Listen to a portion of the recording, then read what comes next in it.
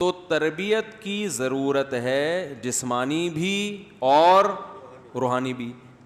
روحانی کا مطلب انسان کو انسان کا بچہ بنانے کے لیے جب تک کوئی انسان کو انسان کا بچہ کوئی بنائے گا نہیں، یہ بنے گا نہیں، یہ خود سے نہیں بن سکتا۔ یہ اسلام کا دعویٰ ہے اور یہ بالکل حقیقت پر مبنی۔ اسلام نے یہ دعویٰ کیا کہاں ہے؟ سوال پیدا ہوتا ہے بھائی اسلام نے کہاں کہا ہے کہ جب تک کوئی اسے انسان کا بچہ نہیں بنائے گا یہ خود سے نہیں بنے گا؟ خود کسی میں اللہ نے اتنی قابلیت نہیں رکھی ہے کہ وہ خود سے بن جائے، یہ نہیں ہے، ناممکن۔ دیکھو نا، گوروں میں واش روم میں پانی کا رواج نہیں ہے نا، تو خود سے بن گئے ہیں؟ نہیں بنے نا، ماں باپ نے نہیں سکھایا، ماں باپ کو ماں باپ نے، تو وہ حیران ہوتے ہیں یار یہ پانی وانی کیا ہوتا ہے، اور ہم کہتے ہیں یہ بغیر پانی کے کیسے؟ بھائی ممکن ہی نہیں ہے۔ تو یہ صرف ایک چیز نہیں ہے، درجنوں چیزیں ہیں۔ اس کی دلیل قرآن مجید کی آیت ہے، هو الذی بعث فی الامیین رسولا منہم یتلو علیہم آیاتہ ویعلمہم الکتاب والحکمہ ویزکیہم۔ اللہ فرماتے ہیں ہم نے پیغمبر کو بھیجا جن کا کام قرآن کی آیتیں تلاوت کرنا، یعنی قرآن پڑھ کے سنانا تاکہ تمہیں یاد ہو جائے کہ اللہ نے کیا میسج ڈیلیور ہو جائے، جو میسج کا جو متن ہے نا وہ کیا ہو جائے، وہ ڈیلیور، یعنی متن پہنچانا کہ الحمد سے لے کے والناس تک یہ اللہ کی ورڈنگ ہے، اللہ کے یہ الفاظ ہیں۔ یہ پیغمبر کے بغیر یہ چیز مل سکتی تھی ہمیں؟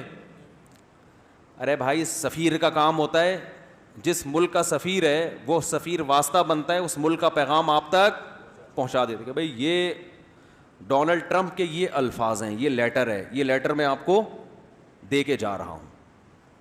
سمجھانا سفیر کے ذمے عام طور پر نہیں ہے۔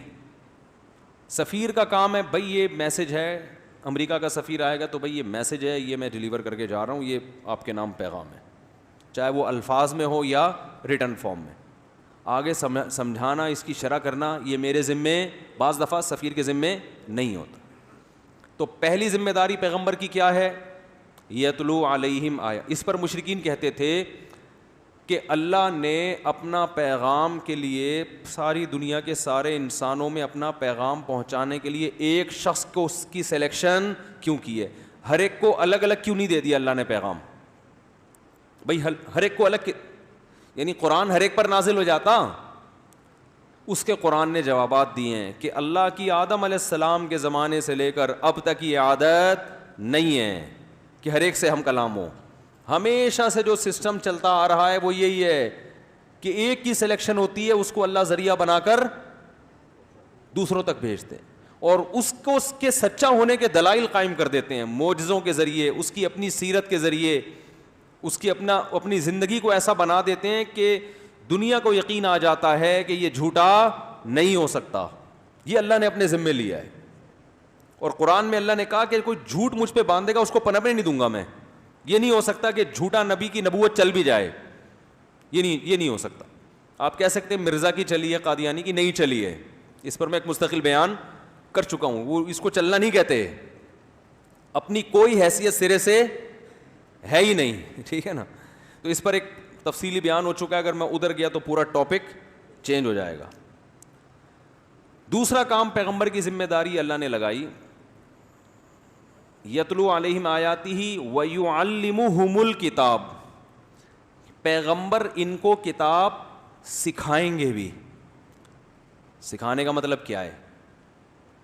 جیسے کوئی امریکہ کا سفیر امریکہ کا پیغام لے کر آیا نا، تو بعض دفعہ تو اس کا کام ہوتا ہے متن پڑھ کے سنا دینا، لیکن اس کے ذمے امریکہ نے یہ بھی لگایا کہ سمجھانا بھی کس کے ذمے ہے؟ آپ کے ذمے۔ جیسے ہم بعض دفعہ کسی کو فتویٰ لکھ کے دیتے ہیں، وراثت کا فتویٰ وہ لکھ دیا ہم نے، بعض دفعہ ایسے ہوتا ہے کہ جب ہم اس کو لکھ کے دیتے ہیں نا بھئی یہ فتویٰ ہے، تو پڑھنے والی کی سمجھ میں آتا نہیں، وہ ہمارے پاس ہمارا فتویٰ لے کے آتا ہے، حضرت یہ سمجھا دیں ہمیں، تو ہم اس کو بیٹھ کے گھنٹوں گھنٹوں سمجھا رہے ہوتے ہیں کہ یہ مطلب ہے، پہلے یوں کرو پھر۔ تو وہ جو ڈیفینیشن ہوتی، وہ جو ڈیفائن کیا جا رہا ہوتا ہے، وہ اس فتوے کے علاوہ ہماری اپنی آسان زبان ہوتی ہے. فتوے کی زبان ایک قانونی ہوتی ہے نا, لگے بندے الفاظ ہوتے ہیں, تو ہم پھر اپنے اسٹائل میں اخپل طریقے سے اس کو کیا کرتے ہیں, بولو بھائی, سمجھاتے. یہ جو سمجھانا ہے یہ فتویٰ نہیں ہوتا بلکہ فتوے کی شرح ہوتی ہے. بہت مشکل ہے سمجھانا. یہ اس فتوے کی کیا ہوتی ہے, شرح. تو یہ الفاظ اور فتوے کے الفاظ کیا ہوتے ہیں, چینج ہوتے ہیں. یہ سیم اگر ہو تو شرح تھوڑی ہوئی. میرے منکرین حدیث سے بحث ہوئی تھی نا, میں وہ بحث نہیں بتا رہا, صرف اتنی بات. وہ منکرین حدیث کہتے تھے